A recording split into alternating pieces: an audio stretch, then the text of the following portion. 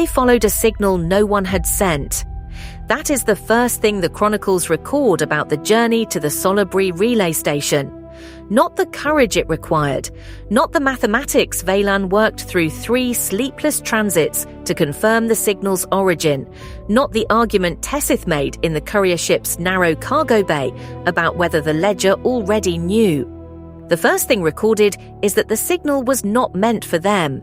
It had been broadcasting into the void for 12 centuries, a response protocol answering a resonance pulse from a world that had been dead for most of that time, faithful to a purpose no living mind had assigned it. The station did not know it was being followed. It only knew how to wait. The courier ship was a stripped vessel, its passenger fittings pulled to make room for Veylan's analysis terminals, its cargo hold smelling of old solder and recycled air. 3 people in a shell too small to contain the question they were carrying. Serethi Voss sat in the forward seat and watched the void. Her binding scars were inert along her neck, faint luminous veins that had not truly fired since the severance. But in the hours before the brown dwarf appeared on their instruments, she pressed 2 fingers to the base of her skull and held them there, as if listening for something she could no longer hear. Veylan worked. His long, ink-stained fingers moved across the salvaged terminal with the precision of a man who has spent 30 years learning a language 1 glyph at a time. He did not speak except to ask Tessith to adjust the signal filter, and to correct her when she adjusted it wrong, and to correct her again when she adjusted it correctly, but for the wrong reason. He had translated the signal's carrier frequency into a phonetic string 3 days out from the outer rim, and the string had made him go very still for a long time before he wrote it down. Tessith recorded everything. Her notation tablet hung at her belt, its surface scratched with her own shorthand system, a cipher no one in the coalition had fully decoded, which was either loyalty or habit, and she had not decided which. She watched Veylan's stillness after he translated the carrier frequency, and she wrote down what his face did before she wrote down what the translation said. The stylus moved in the amber light, and whatever she was writing, she did not stop. The brown dwarf appeared as a dim amber smear against the void, too faint to cast true shadows, its light the colour of old rust. No planets, no debris field. Nothing to suggest a system had ever lived here except the station. A compact angular shape of dark Progenitor alloy catching amber light on its edges, like a knife held flat against the dark. It was smaller than Serethi had expected. Smaller than the cradle, smaller than the sunken archive, smaller than the throne spire's base. A room, essentially. A room that had been waiting for 1,200 years. They docked without challenge. The station's automated systems recognized the resonance signature of Serethi's inert binding scars, the faint residual pulse that Isle and Mars had documented but never explained. And the docking collar extended with a smoothness that suggested it had never corroded, that something had been maintaining it against the entropy of 12 centuries with the same faithfulness a singer maintains a song. The airlock opened. The air inside was cold and completely still. The corridors were cramped by Progenitor standards, merely tall rather than towering. The script on the walls did not shift or rearrange. It was fixed, carved rather than projected, and older than anything Veylan had read before. He stopped at the first corridor junction and held his lamp to the wall and read the inscription slowly, his lips moving without sound. And when he finished, he turned to Serethi and said that the dialect predated the Obsidian Codex by at least 3 centuries, that they were standing in a facility built before the War of 9 Suns, before the Throne Spire, before the Faith, before almost everything the galaxy believed was ancient. Serethi walked ahead. Her boots, wrapped in salvaged cable, made soft sounds on the floor panels, and the floor responded to each step with a faint illumination. Pressure glow, the same as the sunken archive, the same as the cradle. but slower here, as if the system was older and moved at a different pace. She followed the glow toward the center of the station, and the trail of light behind her faded slowly, one panel at a time, as if the station was watching her go and then looking away. The center of the station was a circular chamber with a broadcast column of crystalline material rising floor to ceiling, pulsing with amber light synchronized to the dwarf outside. The walls were covered in fixed script that resolved, under Veylan's lamp, into something she had never seen Progenitor text do before. It resolved into a diagram, a map, not of space but of decisions, thresholds and conditions and pathways drawn in the language of a species that had been dead for 12 centuries. A governance diagram, the architecture of how a civilization was meant to make choices. Veylan knelt before the nearest wall panel and began to read. He read for a long time.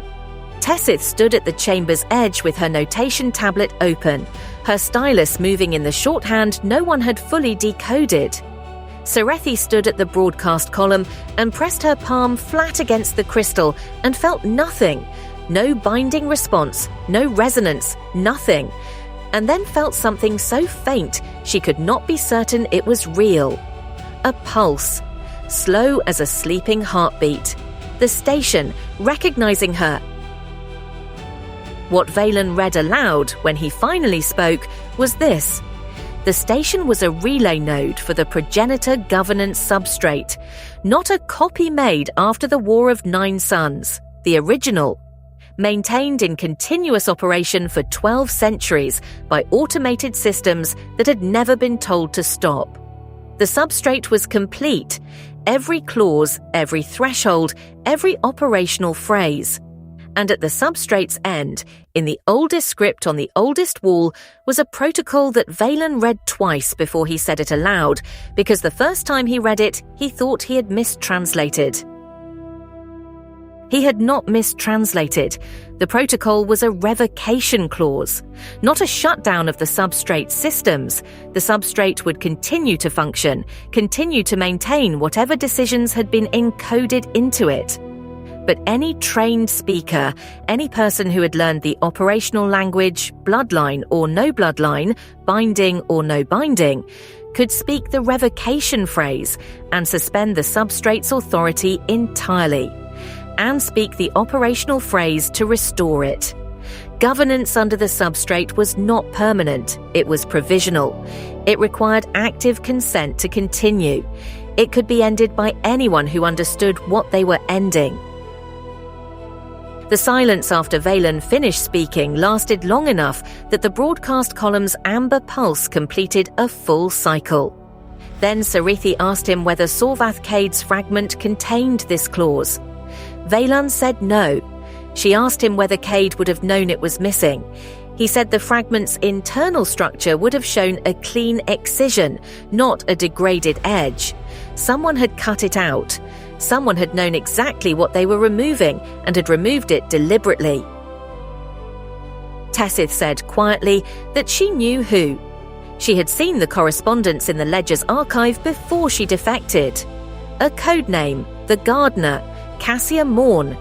She had identified the revocation clause in Kade's third fragment and had argued in a series of transmissions Tessith had read and recorded and transmitted onward and tried not to think about since, that governance with a built-in off switch was not governance at all.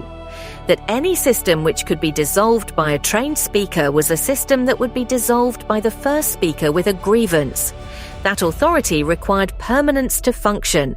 That the clause was not a feature, it was a flaw. Serethi listened to this without moving. Then she said that Morn was not wrong about what the clause did. She was wrong about what it was for. The distinction was small enough to miss and large enough to end a civilization's argument about itself. A governance system that could be dissolved was not a system without authority. It was a system whose authority was earned continuously, renewed by consent, revocable by understanding. It was the only kind of authority that was not, at its core, a threat. Veylan rose from his knees slowly, the way old men rise when they have been kneeling on cold floors, and he looked at the walls of the relay core, at 12 centuries of fixed script maintaining a document that had been waiting for someone to read it. And he said that the progenitors had not built this station to preserve the substrate. They had built it to preserve the revocation clause. The substrate could have been maintained anywhere. The clause was what required a place beyond the reach of anyone who would suppress it. They spent the next hours documenting everything. Veylan translated and dictated. Tessith recorded. The notation tablet filled page after page with her shorthand cipher, the stylus moving without pause. Serethi walked the station's corridors while they worked, her cable-wrapped boots making soft sounds on the pressure-glow floor, the amber light of the brown dwarf bleeding through the station's narrow viewport slits in long rust-coloured bars across the carved script walls. Serethi found the cryochamber, a sealed anteroom adjacent to the relay core, smaller than a Habitat dome's sleeping quarter. A single cryopod of translucent alloy stood upright against the far wall, its surface clouded with 12 centuries of condensation frost that had never melted. Through the frost, a silhouette, human still, hands at its sides. The pod's status panel glowed a steady green. The floor around it was perfectly clean, maintained by systems that had swept this room for 1,200 years without a single visitor. She did not open it. She stood in the doorway and looked at the silhouette through the frost and thought about architects who build doors and hide keys, about the last progenitor who had encoded a kill switch in the return protocol, dissent against their own species' resurrection, about whoever had placed this person in cold sleep and told the station to wait, about the kind of faith required to believe that someone eventually would come. She thought about Marin Duskwell, who had memorized civilizations so that something survived after the last dome failed.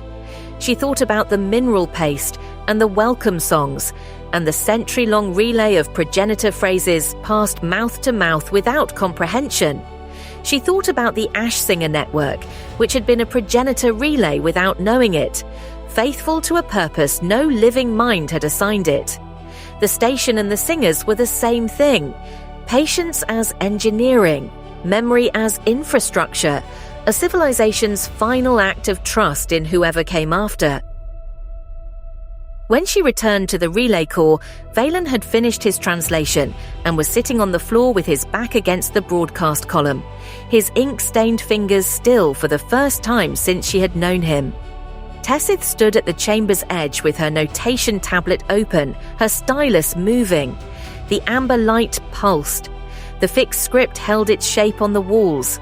12 centuries of faithfulness in a room with no windows, and the three of them inside it, deciding what to do with what they had been given. Serethi picked up the translation Veylan had produced, handwritten in his cramped notation, pages of it, and read the revocation clause again in his rendering. It was not complicated. It was, in fact, the simplest thing in the document. A single phrase, a threshold, any trained speaker. A function, suspend authority. A restoration, speak again to resume. No bloodline, no binding, no genetic key. Understanding, not inheritance. The progenitors had built a door that any human could walk through if they learned the language. The compact had been built on a fragment that pretended the door did not exist. She looked at Tessith. Tessith's stylus did not stop moving. Serethi said, "Write down who you're writing this for." The stylus stopped. Tessith looked up. Her watchful grey-blue eyes held something that was not quite guilt and not quite defiance. Something in between, the expression of a person standing at a threshold they have been approaching for a long time without admitting it. The broadcast column pulsed. The walls held their script. The station waited, as it had always waited, for someone to make a choice. Tessith wrote something on the tablet. She held it up. The notation was in her own shorthand, which no one had fully decoded. Serethi could not read it. She looked at it for a long moment anyway, at the scratched microglyphs, at the cipher that was either loyalty or habit, at the hand that had been writing since before this journey began and had not stopped even when it should have. Then she said, "Keep writing. Whatever you decide, keep writing. The galaxy needs to know this exists." The courier ship undocked as the brown dwarf completed its slow arc through the void. The station's broadcast column continued its amber pulse behind them, faithful, autonomous, patient. It had been waiting 12 centuries. It would wait longer if it had to. That was what it was built for, but it had been found, and what had been found could not be unfound. The chronicles record this without commentary because the chronicler believed the fact was sufficient. Serethi sat in the forward seat and watched the void and did not speak for the first 6 hours of the return transit. She pressed 2 fingers to the base of her skull where the binding scars traced their inert, luminous lines, and she held them there, as if listening, as if something finally had answered. In the cargo bay behind her, Veylan's ink-stained fingers moved across a fresh page, translating from memory what the walls had said.